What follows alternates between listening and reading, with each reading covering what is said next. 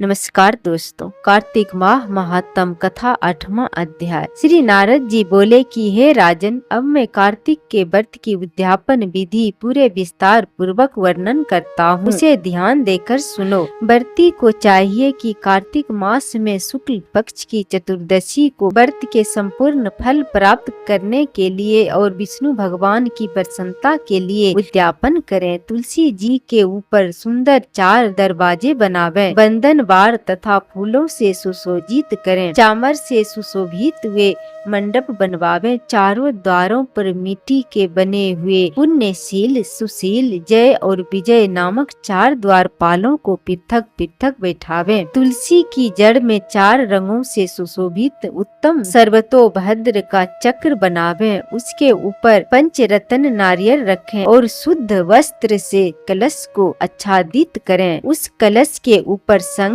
चक्र, गदा, पद्म और पीताम्बर धारी लक्ष्मी युक्त विष्णु भगवान का पूजन करें। कार्तिक मास का व्रती इंद्रादि लोकपालों का पूजन मंडप में करें। द्वादशी को विष्णु भगवान जागे थे। त्रयोदशी को देवताओं ने विष्णु जी के दर्शन किए थे। चतुर्दशी तिथि को देवताओं ने उनका पूजन किया था। इसलिए भगवान की उद्यापन पूजा चतुर्दशी तिथि को शांत मन से की जाती है। इस दिन संयम और शांत चित्त से व्रती को अपने गुरु की आज्ञा अनुसार स्वर्ण की मूर्ति बनाकर षोडशोपचार तथा विधिवत पूजा करना चाहिए। धूप दीप निवेदों से भगवान का पूजन करें। विविध प्रकार के मांगलिक गायन, वाद तथा कीर्तन करके इस रात्रि में जागरण करें। जो प्राणी श्रद्धा पूर्वक भगवान का कीर्तन करते हैं, उन लोगों के 7 जन्मों के एकत्रित किए हुए पाप भी नष्ट हो जाते हैं। जो लोग जागरण करके प्रेम पूर्वक भगवान का कीर्तन तथा नृत्य करते हैं, उनके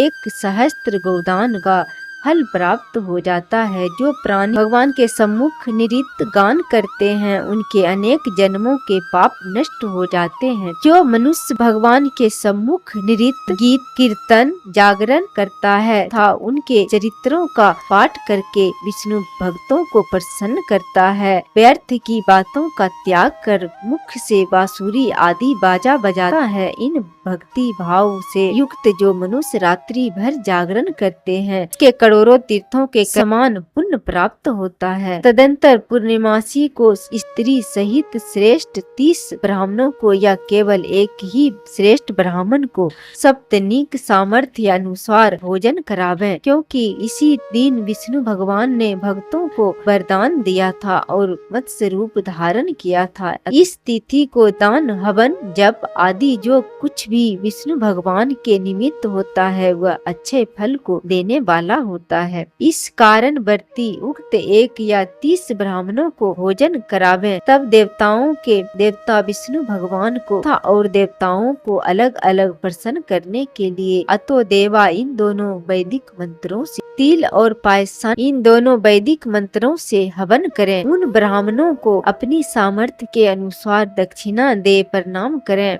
पुनः विष्णु देव की पूजा कर अन्य देवताओं तथा तुलसी का तथा कपिला गौ का पूजन कार्तिक व्रती सावधान से करें। व्रत का उपदेश करने वाले सप्तनिक गुरु तथा उन सप्तनिक ब्राह्मणों का वस्त्र आभूषण आदि से पूजन कर क्षमा प्रार्थना करें। प्रार्थना इस प्रकार है: आप सब लोगों की अनुकंपा से मुझ पर विष्णु भगवान सर्वदा प्रसन्न रहे। इस व्रत के करने से मेरे 7 जन्मों के किए हुए पाप नष्ट हो जावे और मेरी संतान चिरंजीवी रहे। इस पूजा के द्वारा मेरी सभी अभिलाषाएं पूर्ण होवे। मेरी मृत्यु होने के पश्चात मुझे दिव्य दुर्लभ विष्णु लोक प्राप्त होवे। व्रत करने वाला इस प्रकार ब्राह्मणों से क्षमा की प्रार्थना करें और उनको प्रसन्न करके विदा करें। पूजा की उन सम्मुख वस्तुओं को गौ के साथ गुरु को दे दें। इसके पश्चात बंधुओं और मित्रों के साथ स्वयं भी भोजन करें। कार्तिक अथवा माघ मास के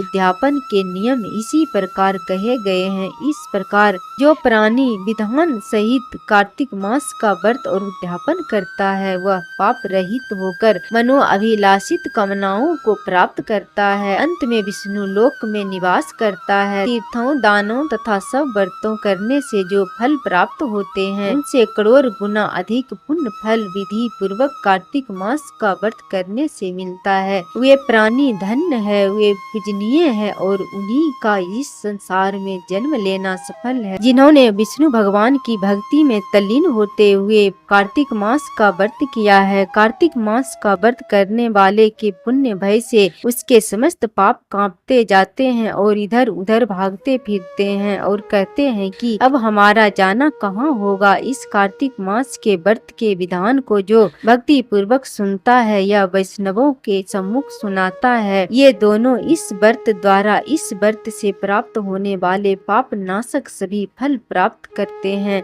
जो मनुष्य कार्तिक मास के कथा सुनता है और दूसरों को सुनाता है उसका पाप नष्ट हो जाते हैं और अंत में विष्णु लोक की प्राप्ति होती है। कार्तिक माह महात्म कथा 8वां अध्याय संपूर्ण हुआ।